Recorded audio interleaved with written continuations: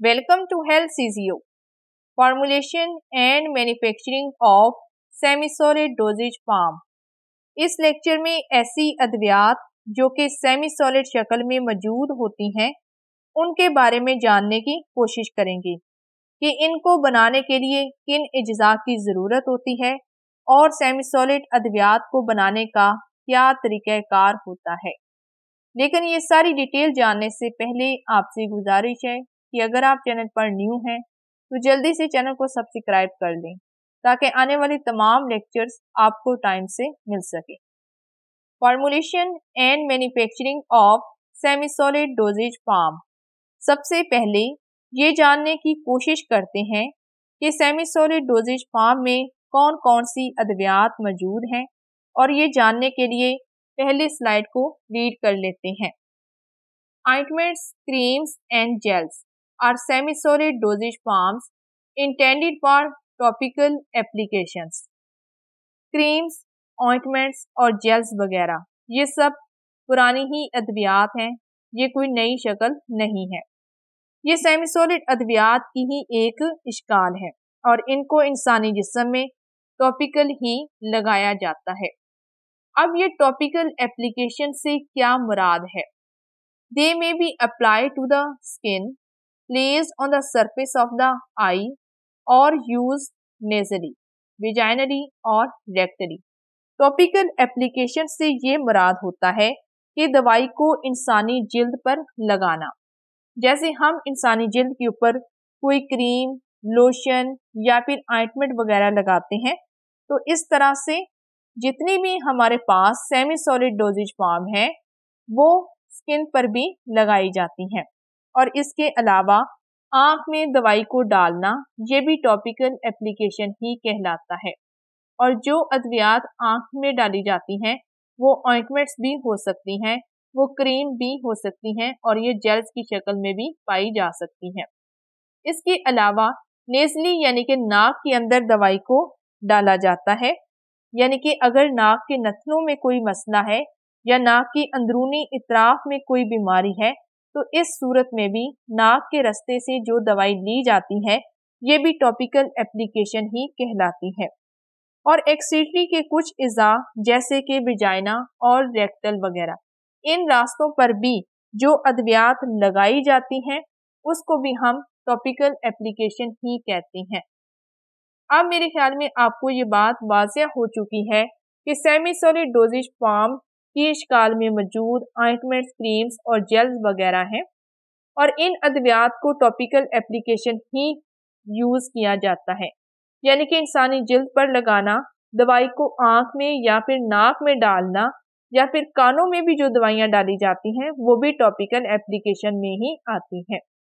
Most of these preparations are used for the effects of therapeutic agents they contain.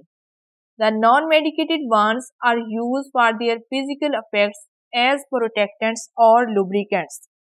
ज़्यादातर जो semi solid अद्वियात होती हैं ये इलाज के मकसद के लिए ही बनाई जाती हैं और जो अद्वियात इलाज के मकसद के लिए बनाई जाती हैं इन अद्वियात में एक्टिव फार्मास्यूटिकल इंग्रेडिएंट यानी कि जो अहम तरीन अज्जा होता है वो भी इसमें मौजूद होता है जो कि बीमारी के खिलाफ काम करता है। इस तरह से हम इन अद्वियात को medicated semi solid dosages form या फिर मेडिकल प्रिपरेशन का नाम देते हैं। जबकि कुछ ऐसी भी अद्वियात होती हैं जो कि सेमी सॉलिड शक्ल में तो पाई जाती हैं लेकिन ये नॉन मेडिकेटेड कहलाती हैं, यानी कि इसका मकसद ये है कि ये सिर्फ इंसानी बॉडी की हिफाजत करने के लिए बनाई जाती हैं या फिर इंसानी जिल्द को नम रखती हैं, जैसा कि ब्यूटी क्रीम और वेनिशिंग क्रीम्स वगैरह। और ऐसी अद्वियात को नॉन मेडिकेटेड प्रिपरेशंस कहा जाता है। Formulation of semi solid dosages form. Semi solid अद्वियात की इश्काल को बनाने के लिए किन अज्जा की ज़रूरत होती है ये सारी डिटेल हम इस स्लाइड में जानने की कोशिश करते हैं।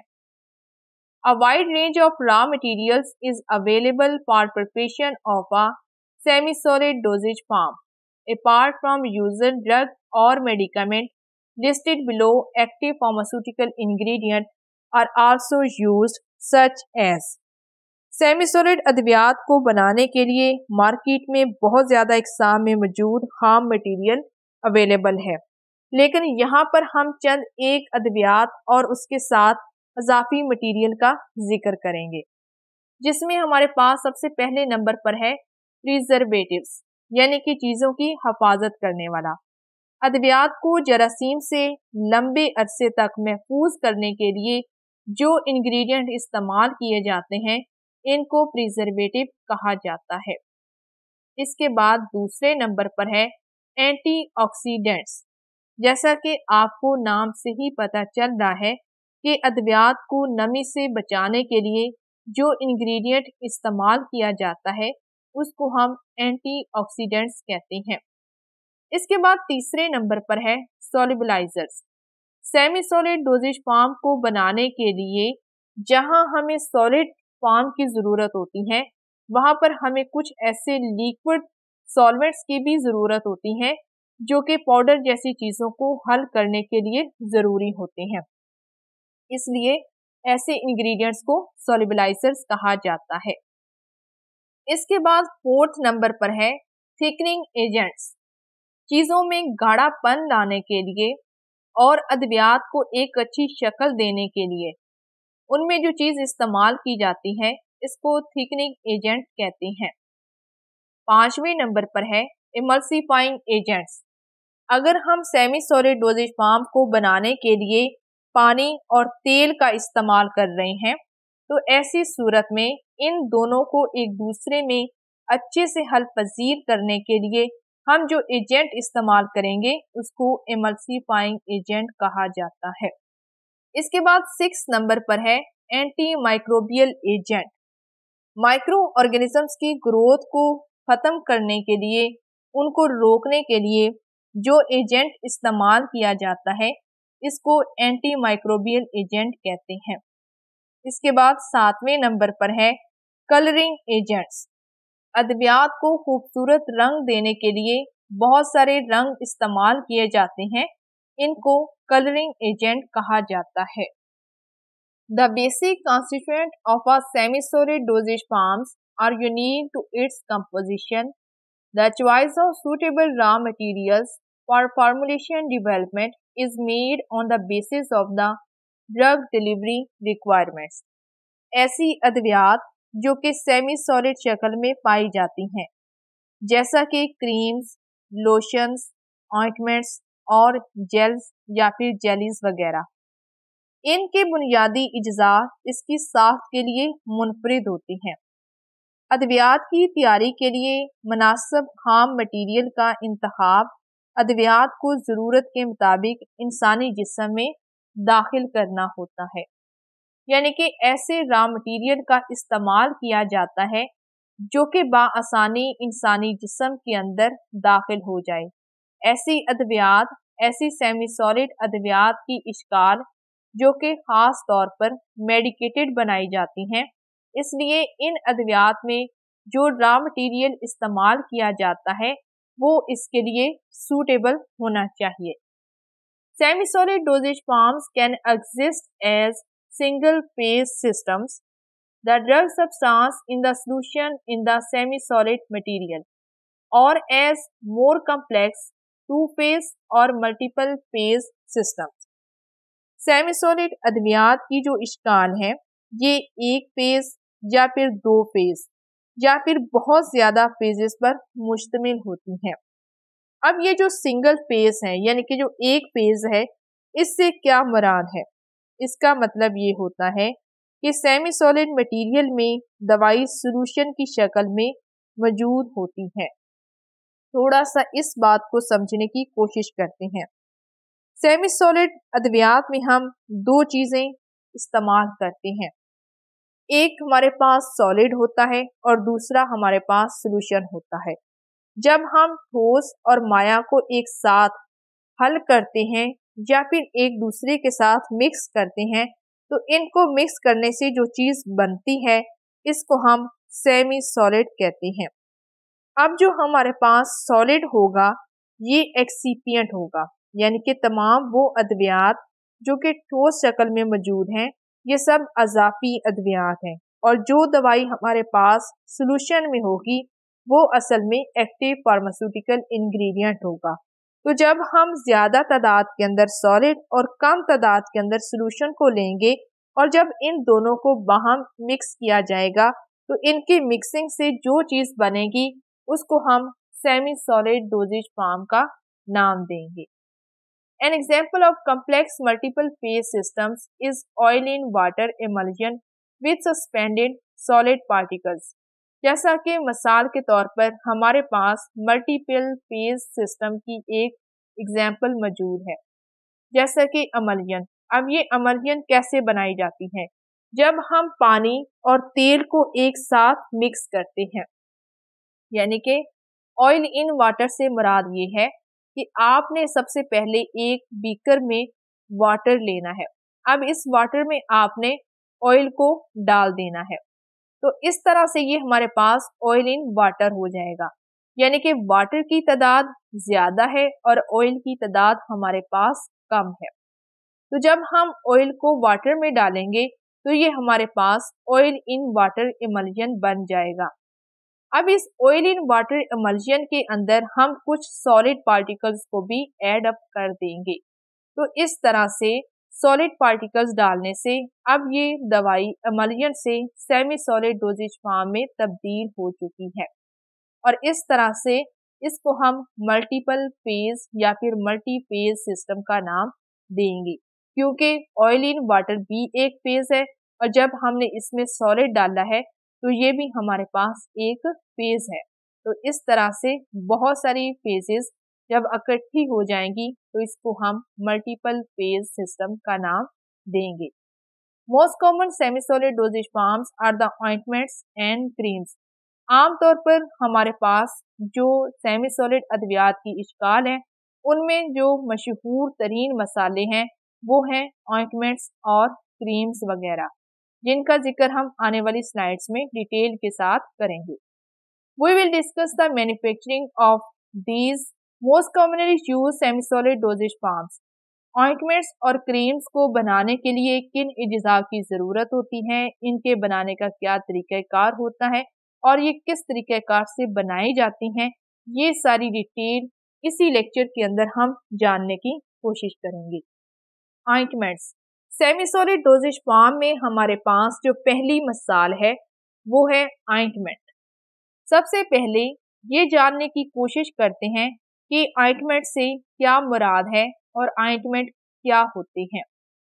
Ointments are the greasy semi solid preparations for application to the skin. Ointments चिपकने वाले सेमी सॉलिड अद्वियात की एक तैयारी है और ये ज्यादातर इंसानी जिल्द पर ही लगाए जाते हैं, लेकिन ऑइंटमेंट्स जो है वो आंखों में भी डाले जाते हैं और कानों में भी डाले जा सकते हैं, लेकिन ज्यादातर जो ऑइंटमेंट्स हैं वो स्किन पर ही लगाए जाते हैं। An ointment is a fatty preparation of such consistency as to be easily applied to the skin. They may be medicated और नॉन मेडिकेटेड। अगर ऑइंटमेंट्स की तैयारी की बात की जाए तो ये एक फैटी प्रिपरेशन है, जिसका मतलब ये होता है कि इसमें फैट यानी कि चिकनाई का खास तौर पर इस्तेमाल किया जाता है और इसमें इस तरह की कंसिस्टेंसी होती है कि आप इसको बाआसानी जिल्द के ऊपर लगा सकते हैं, जैसा कि आपको यहाँ पर तस्वीर में वाज़िह तौर पर दिखाया गया है। ऑइंटमेंट्स दोनों तरह से इस्तेमाल किए जाते हैं, ये मेडिकेटेड भी होते हैं और ये नॉन मेडिकेटेड भी होते हैं। मेडिकेटेड ऑइंटमेंट से ये मुराद है कि ऐसे ऑइंटमेंट्स जो कि खास तौर पर किसी भी बीमारी के लिए इस्तेमाल किए जाते हैं और ऐसे ऑइंटमेंट्स जिनमें एक्टिव फार्मास्यूटिकल इंग्रेडिएंट का इस्तेमाल किया जाता है, इसको मेडिकेटेड ऑइंटमेंट्स कहते हैं। और कुछ ऐसे ऑइंटमेंट्स भी बनाए जाते हैं जो कि सिर्फ प्रोटेक्शन और लुब्रिकेशन का काम करते हैं। इनके अंदर किसी भी तरह की कोई एक्टिव ड्रग नहीं डाली जाती, ये सिर्फ ब्यूटी प्रोडक्ट्स और रिलैक्सेशन के लिए इस्तेमाल किए जाते हैं। तो इस तरह की ऑइंटमेंट्स को नॉन मेडिकेटेड ऑइंटमेंट्स कहा जाता है। Manufacturing of ointments. ऑइंटमेंट्स को किस तरह से बनाया जाता है और इनको बनाने के कितने तरीक़ाकार मौजूद हैं। There are two most commonly used methods for the preparation of ointments. आमतौर पर ऑइंटमेंट्स को बनाने के दो मशहूर तरीन तरीक़ाकार मौजूद हैं, जिसमें पहले नंबर पर है ट्राइटिचुरेशन और मैकेनिकल मेथड और दूसरा तरीका है फ्यूजन मेथड। ऑइंटमेंट्स को बनाने का पहला मेथड है ट्राइटिचुरेशन और मैकेनिकल मेथड। जैसा कि नाम से ही जाहिर है, ट्राइटिचुरेशन यानी कि इंग्रेडिएंट्स को अच्छे से टिचुरेट करना, उनको बारीक और यकसा साइज में तब्दील करना और फिर किसी भी फोर्स की मदद से उनमें डाइल्यूएंट को हल करके एक मखसूस सेमी सॉलिड शक्ल में तब्दील करना। मज़ीद जानने के लिए स्लाइड को पहले रीड कर लेते हैं। In this finely subdivided insoluble medicaments are evenly distributed by grinding with a small amount of the base followed by dilution with gradually increasing amount of the base। सबसे पहले आपने वो इंग्रेडिएंट लेना है जो कि दूसरों में हल होने की सलाहियत ना रखता हो, यानी कि जो आपके पास इनसॉल्युबल मेडिकामेंट है उसको लेने के बाद पहले आपने टिचुरेट कर लेना है, उसको किसी भी पेस्टल मोटर में डाल के या फिर मशीन में डाल के छोटे और बारीक साइज के अंदर आपने कन्वर्ट कर लेना है। कन्वर्ट करने के बाद आपने उसमें बेस को ऐड करना है और अच्छी तरह से ग्राइंडिंग करनी है ताकि दोनों जो इंग्रेडिएंट है अच्छे से यकसा तौर पर एक दूसरे में मिक्स हो जाएं। अब आप इसके अंदर कोई भी डाइल्यूशन डालेंगे। डाइल्यूशन के डालने के साथ ही आप इसमें मजीद आहिस्ता आहिस्ता बेस यानी कि एक्सीपिएंट को और डालते जाएंगे ताकि जो एक खास किस्म की कंसिस्टेंसी है वो बन जाए और इस तरह से एक मखसूस किस्म की ऑइंटमेंट की शक्ल आपको मिल जाएगी। ये सारे तरीक़ाकार को कुछ स्टेप्स की मदद से समझने की कोशिश करते हैं ताकि हमें याद करना आसान हो जाए। सबसे पहले नंबर पर है साइज रिडक्शन, यानी कि आपके पास जितने भी इंग्रेडिएंट है, खास तौर पर जो एक्टिव फार्मास्यूटिकल इंग्रेडिएंट है, अगर तो वो सॉलिड डोजेज फॉर्म में है तो पहले आप उसका साइज कम कर दें। और इसके अलावा अगर आपके पास और भी कोई मेडिकामेंट या फिर कोई भी एक्सीपिएंट है, अगर उसका साइज काफ़ी बड़ा है तो सबसे पहले उनका साइज रिडक्शन कर लें।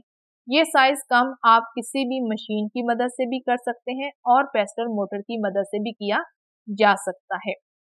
जब तमाम इंग्रेडिएंट्स का साइज कम हो जाएगा तो फिर आपने सबसे पहले जो इनसॉल्युबल मेडिकामेंट लेना है उसके अंदर आपने कुछ क्वांटिटी में सॉल्वेंट को ऐड अप कर देना है और उसकी एक मखसूस किस्म की लेविगेशन बना लेनी है। यहाँ पर मैं आपको एक बात वाजिया कर दूं कि सॉलिड और लिक्विड जब आप इन दोनों को हल करेंगे तो इस सूरत में वो एक मखसूस किस्म की सेमी सॉलिड की शक्ल बन जाएगी। इस सेमी सॉलिड को बनने के बाद अब आप इसकी अच्छे से मिक्सिंग करेंगे। ये मिक्सिंग आप किसी भी मिक्सर की मदद से भी कर सकते हैं और मिक्सिंग के अमल के दौरान ही आपने इसके अंदर बेस को भी शामिल करते जाना है। मिक्सिंग करने के बाद अगर आपको लगे कि किसी इंग्रेडिएंट का साइज बड़ा है और किसी का कम है तो इस सूरत में आप फिर से उनकी ट्राइटिचुरेशन करेंगे। ट्राइटिचुरेशन करने के लिए आप मशीन का इस्तेमाल भी कर सकते हैं और इसके अलावा इनको सादा पेस्टल मोटर में डाल के अच्छी तरह से रगड़ेंगे तो भी इनका साइज यकसा हो जाएगा। साइज रिडक्शन के बाद अब आप इसकी मिक्सिंग करेंगे। यहाँ पर आपने उन तमाम इंग्रेडिएंट्स को डाल देना है जो कि खास तौर पर सेमी सॉलिड डोजेज फॉर्म के लिए इंतहाई ज़रूरी होते हैं, जैसा कि प्रिजर्वेटिव्स, कलरेंट्स और एंटी माइक्रोबियल एजेंट्स वगैरह। इसके बाद हम इसकी होमोजिनाइजेशन करेंगे, यानी कि ये चीज़ चेक करेंगे कि तमाम इंग्रेडिएंट्स क्या अच्छे से एक दूसरे में मिक्स हो चुके हैं, क्या तमाम इंग्रेडिएंट्स का जो साइज है वो एक जैसा है, वो सब एक दूसरे से अलग-अलग तो नहीं लग रहे। तो इस प्रोसेस को हम कहते हैं होमोजिनाइजेशन। आखिर पर जब दवाई अच्छे से तैयार हो जाएगी तो उसकी फिलिंग कर दी जाएगी। किसी भी ट्यूब में डालकर दवाई को पैक कर दिया जाएगा। ऑइंटमेंट्स, क्रीम्स और जेल्स वगैरह ये तमाम अद्वियात एक ट्यूब के अंदर ही डाली जाती हैं। अब ये जो ट्यूब्स होती हैं ये प्लास्टिक की भी बनी हो सकती हैं और इसके अलावा ये एल्यूमिनियम की भी बनी हो सकती हैं। दूसरा मेथड है fusion method. In this method, the ingredients are melted together in descending order of their melting points and still to ensure the homogeneity. Ointments को बनाने का जो दूसरा मेथड है इसको हम फ्यूजन मेथड कहते हैं। जैसा कि नाम से ही जाहिर है कि आपने इस मेथड में तमाम इंग्रेडिएंट्स को पहले मेल्ट कर लेना है। वो इंग्रेडिएंट्स जो कि पिघलने की सलाहियत रखते हो सबसे पहले आप इनको मेल्ट कर लेंगे। लेकिन यहाँ पर आपको ये बात याद रहे कि आपने सबसे पहले उस इंग्रेडिएंट को मेल्ट करना है जिसका बॉइलिंग पॉइंट ज्यादा होता है और जिसका कम होता है उसको आपने आखिर पर मेल्ट करना है। और मेल्ट करने के बाद आपने तमाम इंग्रेडिएंट्स को अच्छी तरह से मिक्स कर लेना है, उनकी स्टीयरिंग कर लेनी है हत्ता कि वो एक यकसा शक्ल के अंदर तब्दील हो जाए। तो आखिर पर आप उसकी फीलिंग यानी कि पैकिंग कर लेंगे तो इस तरह से ऑइंटमेंट्स मुकम्मल हो जाएंगे। इस मेथड को समझने के लिए इसको स्टेप्स में कन्वर्ट कर लेते हैं ताकि हमें तमाम स्टेप्स याद करने आसान हो जाएं। सबसे पहले नंबर पर है मेल्टिंग, यानी कि आपने उन इंग्रेडिएंट्स को मेल्ट कर लेना है जो कि पिघलने की सलाहियत रखते हों। उसके बाद जैसे ही वो इंग्रेडिएंट मेल्ट हो जाएं तो उसके अंदर आपने ड्रग को डिसॉल्व कर देना है। खास तौर पर हम यहाँ पर दूसरे स्टेप में उस ड्रग को डालेंगे जो कि एक्टिव फार्मास्यूटिकल इंग्रेडिएंट है।